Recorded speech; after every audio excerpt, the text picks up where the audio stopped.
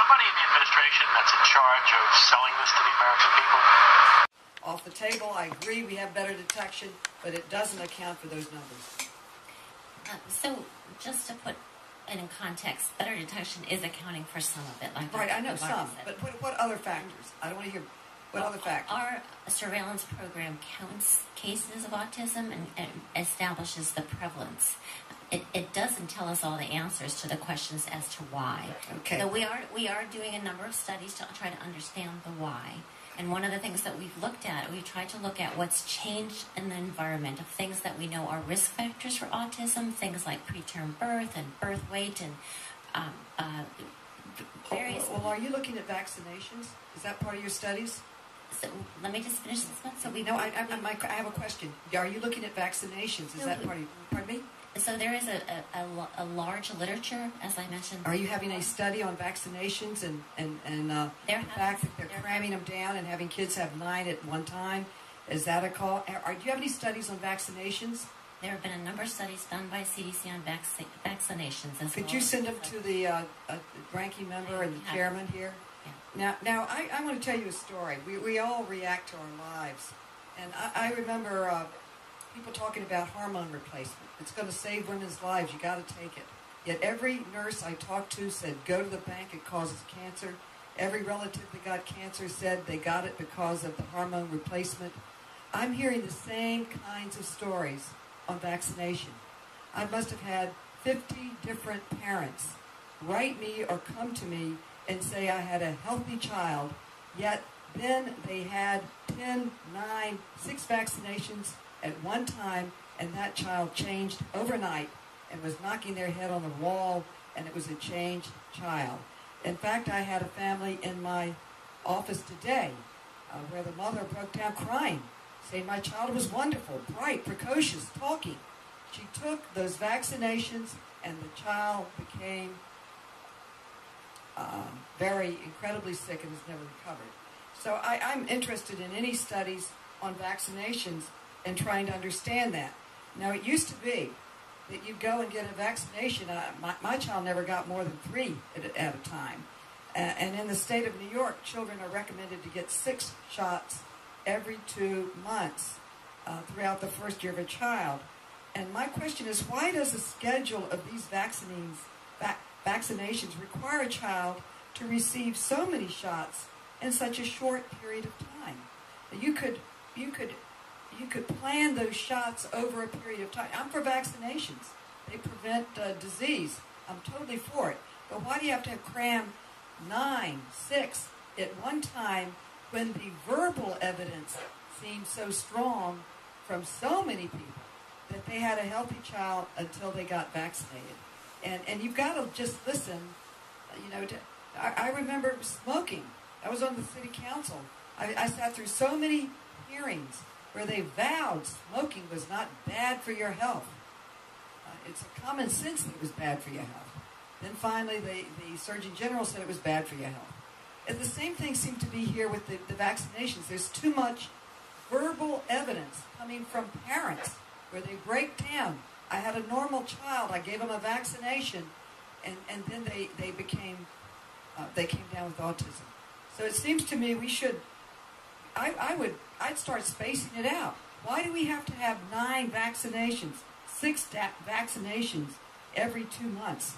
Why can't we do it over 2 or 3 years and space it and wait for the scientific evidence or whatever?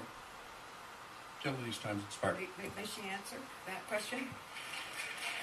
If you could summarize.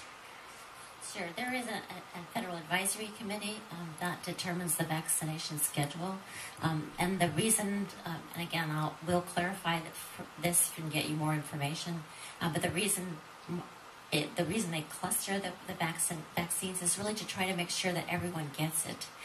People don't. Again, we're trying to make sure vaccines go to all children, and not everybody goes to the doctor routinely. So they use that opportunity to make sure that happens. Thank you. The chair now recognizes the gentleman from Florida, Mr. Buchanan. Say, because I know there's a lot of evidence that's good, but don't we get like 40 some vaccines our children today? Is that the number I'm hearing? Upward of 40? Yeah, either of the doctors, just out of curiosity. There's exact number, and it varies somewhat. I think 40 is a little bit high, but it's why would it be, just to point it out, why is it twice what France is, 3 times Finland, a lot of these other countries? And I know because there's a lot of people that move in and out of France, a lot of diversity.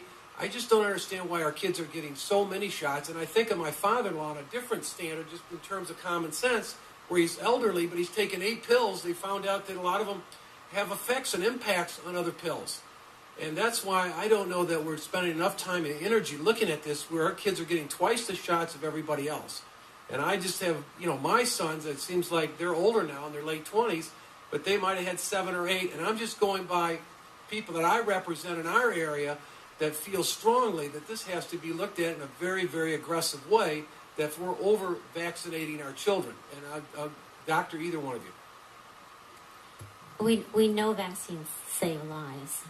There was a recent analysis that was presented at the pediatric meetings in April, and I actually have the numbers from that, where it was estimated that 42,000 lives were saved, 20 million cases of disease were prevented, and 13.6 billion in direct medical costs were saved, and that's for each birth cohort. Again, there are complexities in terms of the schedule. There are complexities in terms of the types of vaccines. And this is all carefully thought out by an advisory committee that oversees this process. Have they looked at the impact that and I'm not a chemist or anything, but when you put all these drugs or vaccines into children, the impact that these various vaccines might be having, combinations? I mean, here's what I get back to. We've got 1 in 1, in 2005, according to Autism, it was 1 in 166 children. Today, it's 1 in 88. We brought that up a couple of times. Boys, it's 1 in 54. They're saying 40 years ago, whether it's true or not, this is what they're saying. I'd be interested in your thoughts. It's up 1,000%. So when you look at 40 years ago, maybe we got 6 shots. Now we're getting 40 shots. Is there possibility of any correlation? Either of you. I mentioned earlier that there is a body of evidence now. It's accumulated over the last 10 years looking at the relationship between vaccines and autism. And that was evaluated in 2004, again very recently in 2011, which didn't support an association between vaccines and autism from a population perspective. Doctor, do you have anything to add to that? I would agree. That's correct. Let me ask you the other thing. They're saying that the person in their lifetime, the care cost is $2.3 million. Do you agree with that number for autism? That's the number I got. I don't have a specific number. I'd be happy to provide additional information for the record on. But I think it's $2.3 million, and they say that it costs the country. I didn't realize it was to this magnitude, $137 billion a year in annual cost this country for care of autism. Do you agree with that number? Either of you? Again, I would not have the data to agree or disagree. I know that it's a high number. Okay, well, I just want to let you know we've got to spend more time and resources and fix this problem because it's obviously out of control. Thank you. I yield back. Mr. Chairman. Yes. Thank you very much. I'm just sitting here and I'm listening to all this. There's something wrong with this picture. There's something wrong. It's and the gentleman I thought asked some very good questions. As a matter of fact, the whole panel.